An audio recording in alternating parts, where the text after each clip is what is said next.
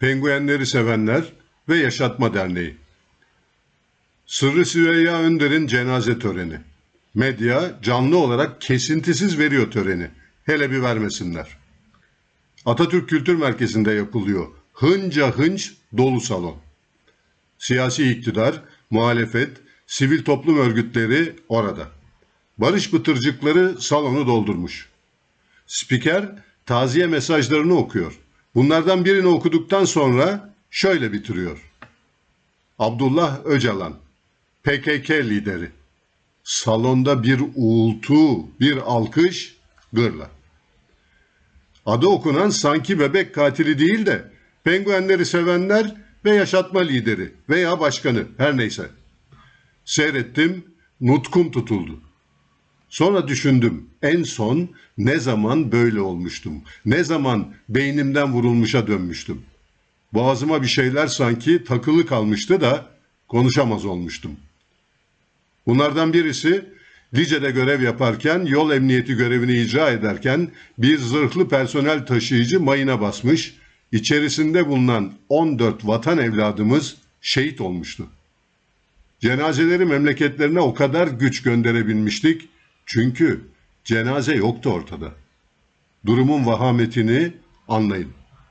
Kapkara bir gün. Aynı akşam şehitlerimizin evlerine taziye için uğruyoruz.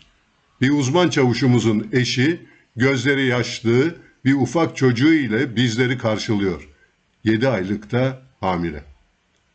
Öylece kalıyorum. Böyle bir durumda ne denir ki? Ne söylenir böyle bir anneye? Diğeri bir hastane ziyaretiydi. Yine Lice'deydik. Bir komando timimiz bir araziyi kontrol altına almak için görevlendirilmiş ve taktik intikal yapıyordu. Arazinin terör örgütü tarafından çokça mayınlanıp tuzaklandığı sürpriz değil. Tehlike büyük. Komando timinin intikalini harekat merkezinden soluksuz izliyoruz. Ve telsiz mesajı pat diye düştü önümüze. Bir Mehmetçik mayına basmış ve bacağı dizinden kopmuştu. Aynı patikadan, aynı noktadan 13 tim personeli geçmiş, son artçı görevinde olan bu Mehmetçik basmıştı mayına. Acilen Diyarbakır Askeri Hastanesi'nde ameliyata alındı. Kurmay Başkanı olarak bu evladımızın durumunu öğrenmek için hastanedeyim. Evlat daha yeni ameliyattan çıkmış. Gencecik bir vatan evladının bacağı gitmiş. Yanına giriyorum. Sargı bezleri içinde yatıyor.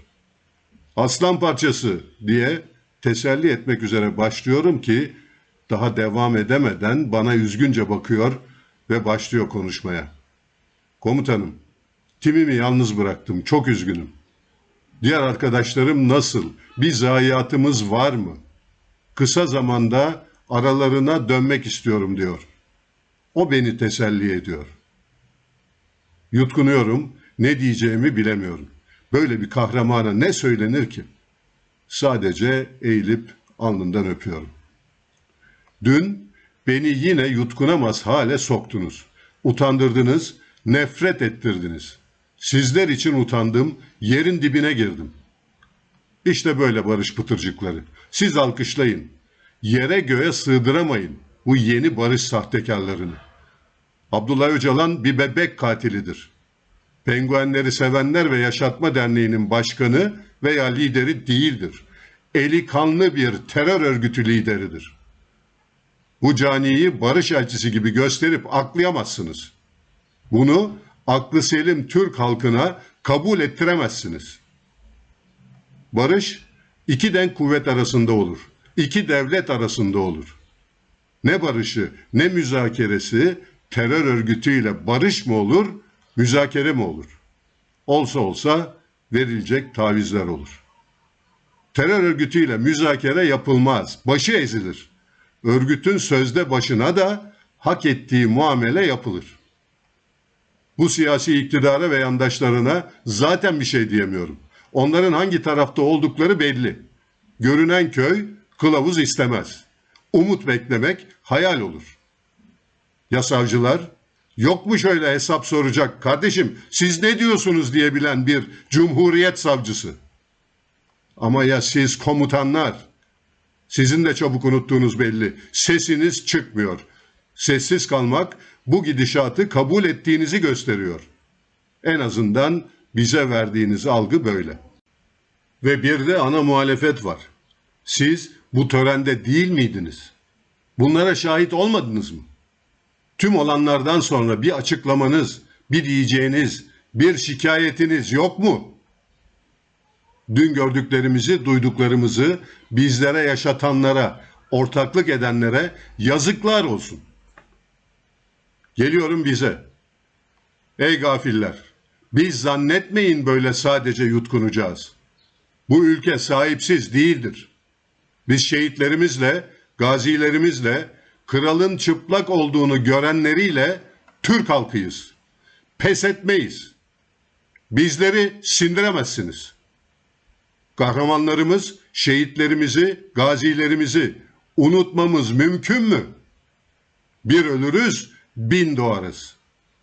Bu iş olmayacak kardeşim. Başaramayacaksınız. Kanımızın son damlasına kadar var gücümüzle bu kepazeliğe direneceğiz. Unutmayacağız, unutturmayacağız, affetmeyeceğiz. Kendisiyle ilgili söylenecek çok şey var. İnançlarım gereği vefat eden bir kişinin arkasından konuşulmaz. O yüzden makalenin ana konusundan ayrı tutuyorum. Murat Tulga.